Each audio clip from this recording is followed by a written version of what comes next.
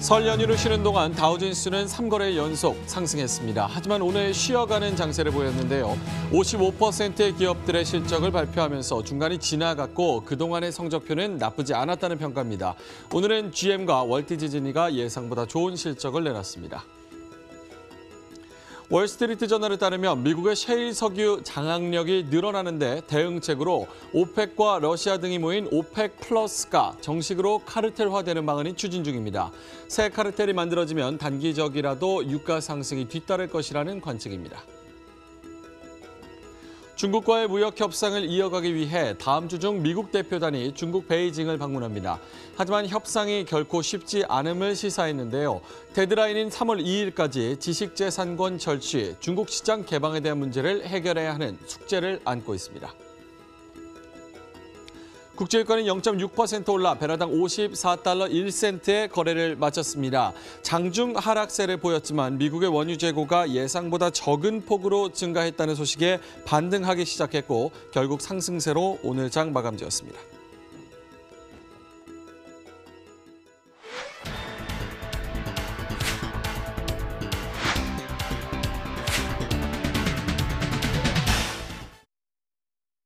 네, 시청자 여러분 안녕하십니까. 설 연휴 잘 보내고 오셨습니까? 생방송 머니투데이 글로벌랩 오늘도 힘차게 시작해 보도록 하겠습니다. 설 연휴 잘 쉬셨을지 모르겠습니다. 저희는 토요일, 일요일 잘 쉬기는 했지만 또 뒤에서 이 자료를 만드는 제작진들은 계속해서 미국장, 일본장이 열렸기 때문에 계속 연구를 하면서 공부를 했습니다. 이런 연구한 자료를 바탕으로 여러 가지 질문들 아래 나오는 전화번호를 문자를 주시면 저희가 질문으로 또 다시 답변을 드리도록 하니까요. 이 부분도 좀 참고를 해주시면 좋을 것 같고요. 인터넷에서 머니투데이 글로벌랩 또 MTN 글로벌랩을 치시면은 저희 홈페이지도 개설이 되어 있으니까요.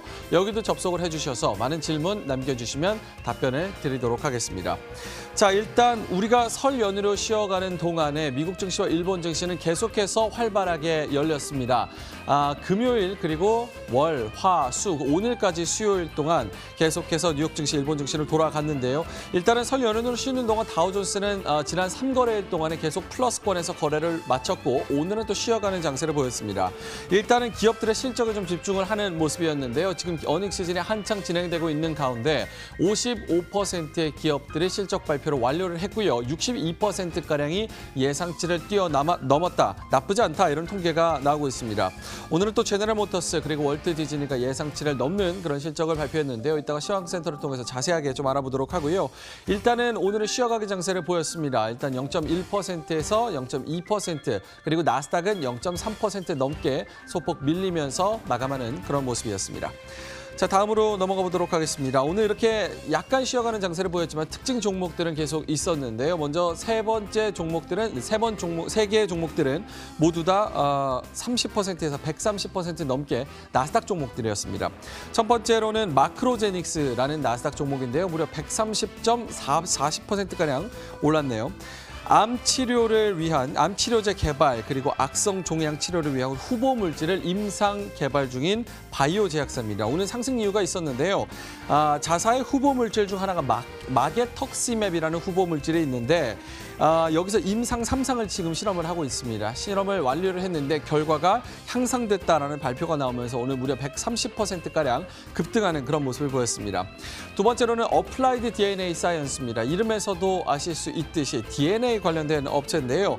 치료용 DNA의 대량 생산을 가능케 하는 분자 기술 솔루션을 제공하는 그런 바이오 기업입니다.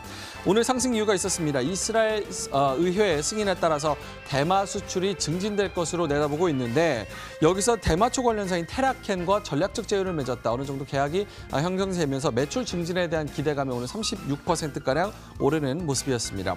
세 번째 종목은 어느 정도 좀 친숙한 분들도 있을 겁니다. 저희 이 특징주에서 한번 전해드렸던 종목인데 노블리언 테라퓨틱스라는 종목입니다. 유전성 망막 질환 치료제를 개발 중인 제약 바이오사인데요. 12월 5일 날 약 한 달, 두 달 전에 저희가 전해드렸었는데 오늘도 30% 넘게 오르는 그런 모습이었습니다. 자, 다음으로 넘어가 보도록 하겠습니다. 외국인들이 생각하는 우리나라 주가지수의 적정 벤치마크 MSCI 한국지수입니다. 지난 4거래일 합산해서 금요일, 월요일, 화요일, 수요일, 오늘까지 합산을 하면 전체적으로 플러스권이었고요. 오늘 하루는 1% 가까이 내려가면서 64달러 61센트. 저희가 설 연휴에 가기 전에는 64달러 2센트의 거래를 마쳤는데 오늘 종가는 64달러 61센트의 거래를 마쳤습니다. 자, FTSE 한국지수로 넘어가 보도록 하겠습니다. 하락폭은 조금 더뎠는데 0.8%가량 하락하면서 22달러 38센트. 여기도 약 1% 가까운 하락세로 마감을 하는 모습이었습니다. 자, 글로벌 시장 마감 상황 어땠는지 시황센터 통해서 알아보도록 하겠습니다. 김민재 앵커입니다.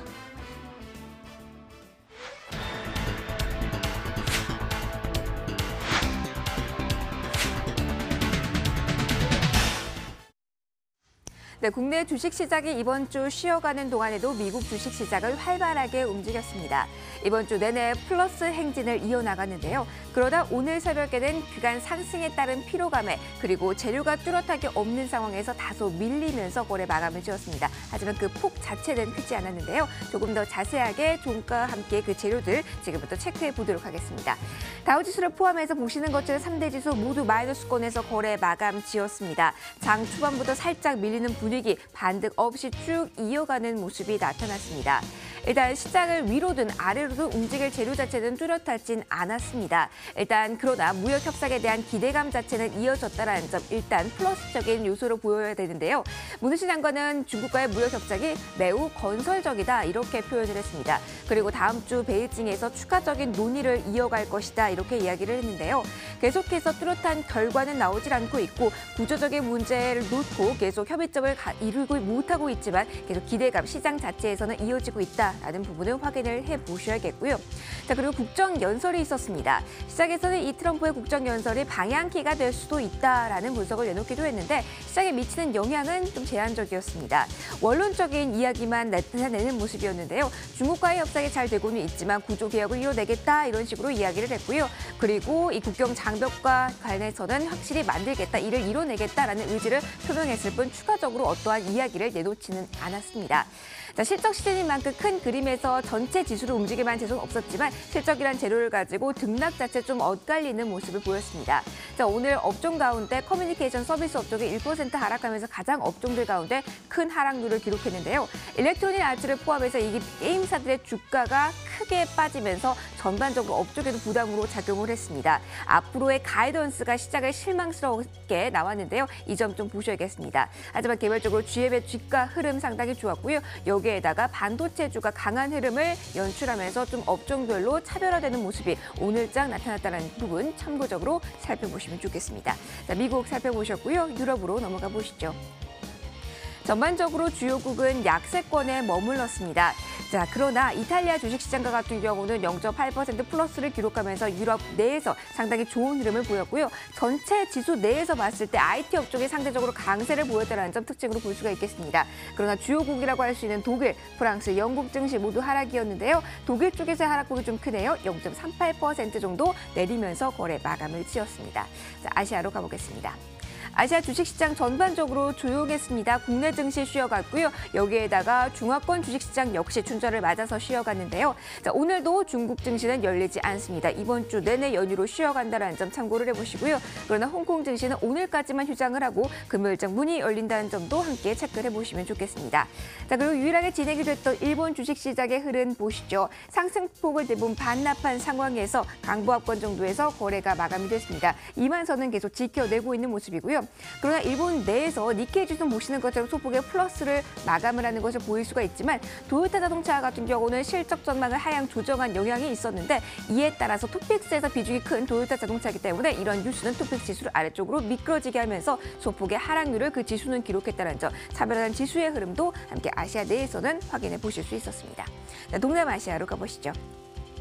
자, 베트남 증시는 휴장입니다. 이번 주 내내 열리지 않는다는 점 확인을 해주시고요. 인도 증시와 같은 경우는 0.98%로 가장 뚜렷한 강세를 연출했습니다. IT와 함께 비철금속 업종의 강세가 이 내에서 뚜렷하게 나왔다는 점 확인해 보시고요. 이번 주 인도 증시의 안정적인 흐름을 연출하고 있는 모습이네요.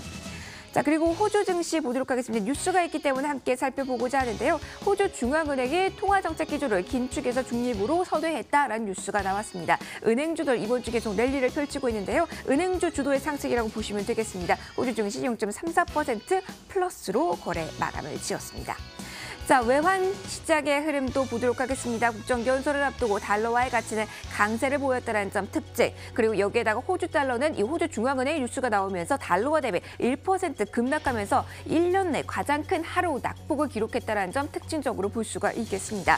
달러 인덱스 보실까요? 주 6개 통화 대비 달러 가치를 나타내는 달러 인덱스 보시는 것처럼 상승 국면이 펼쳐지고 있습니다. 이번 주 계속 오름세 나타나고 있는데요. 오늘 새벽에도 0.3% 플러스 96달러 선에 거래를 마감 지었습니다.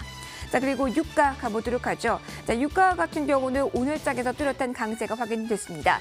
미국의 재고량이 확인이 됐지만 그 늘어난 폭이 예상보다 적었다는 점, 그리고 수요가 늘어날 것이다라는 기대감까지 겹치면서 플러스였는데요. 0.7% 올랐고요. 브렌트 역시 동반 상승세를 연출했습니다. 금 가격 보도록 하시죠. 달러 강세의 영향을 좀 강하게 받았습니다. 오늘 새벽 금 가격과 같은 경우는 살짝 밀리면서 0.4% 하락했고요. 은도 1% 가까이 하락으로 거래 마감 지었습니다. 자, 그리고 필라델피아 반도체 지수 이어서 확인해 보실까요? 오늘 미국 주식시장 나스닥까지 모두 하락권에서 거래 마감을 지었지만 나스닥 내부에서 보실 수 있는 반도체주의 흐름 상당히 강했습니다. 지금 보시는 것처럼 2% 거의 3%에 가까운 시세를 연출했는데요. 오늘 애플 북분주들의 흐름 상당히 좋았다는 점 참고해 보시면 좋겠습니다. 자, 저번에 큰 그림에서 지수, 외환시장, 상품 어떻게 움직였는지 저와 함께 살펴보셨습니다. 자, 이제 월가가 어떤 종목들을 눈여겨봤는지 이러한 점에 대해서 이야기 나눠보실까요? 김희욱 소장이 여러분 기다리고 있습니다.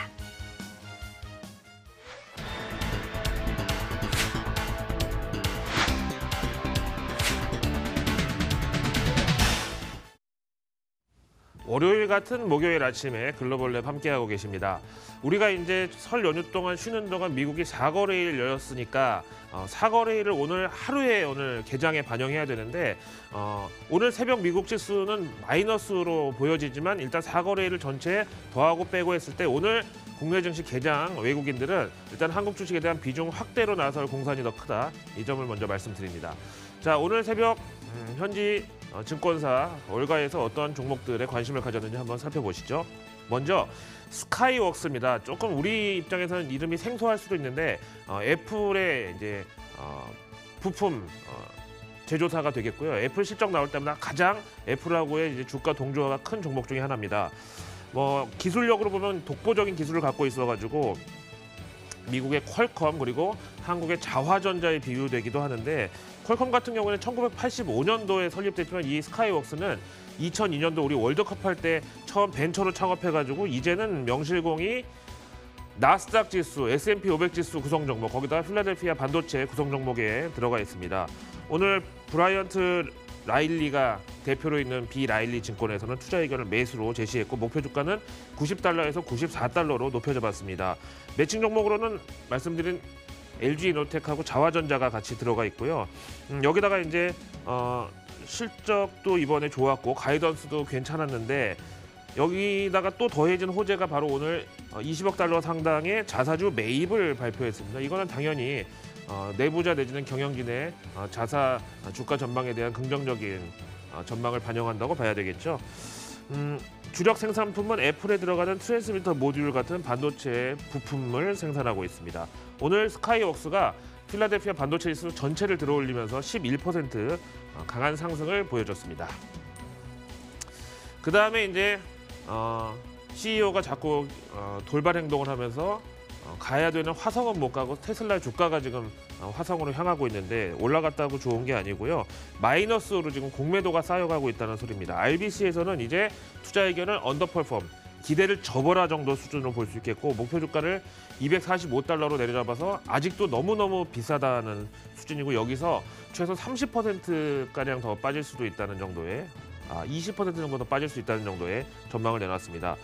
뭐 당연히 우리나라에서는 2차 전지 관련주로 들어가 있는 LG화학하고 삼성 SDI인데 매칭 종목일 뿐이지 오히려 반사 이익을 볼 수 있다고 봐도 큰 오해는 아니겠습니다. RBC 애널리스트 조셉 스팍은 테슬라 투자 의견을 보시다시피 후려쳤고요. 목표 주가를 245달러로 역시 부진하게 잡았습니다. 일단 3분기 유럽하고 중국에서 모델 3가 조금 판매 부진을 역시 나타냈다고 보고 있고 현재 밸류에이션이 너무 과도하게 좀 뽕이 들어갔다 이런 언급을 했습니다. 테슬라 오늘 1.3% 하락 마감했네요. 다음에 한때 이제 이 축구 게임에서 최고 강자로 이름 붙였었던 일렉트로닉 아츠 EA 스포츠라고 우리 많이 알고 있는데요. 스티븐스에서는 비중 확대로 투자 의견을 제시하면서 목표 주가는 조금 짧게 잡자 95달러로 하향했습니다. 국내 대표 게임주 NC소프트하고 네오위즈가 되겠는데요.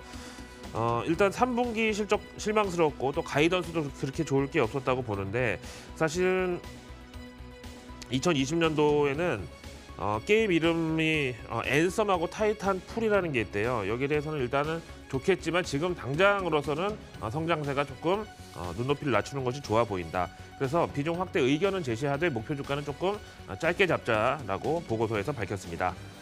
월가 현지 증권사들 어떤 종목에 관심을 가졌는지 오늘 세 종목 함께 살펴보셨습니다.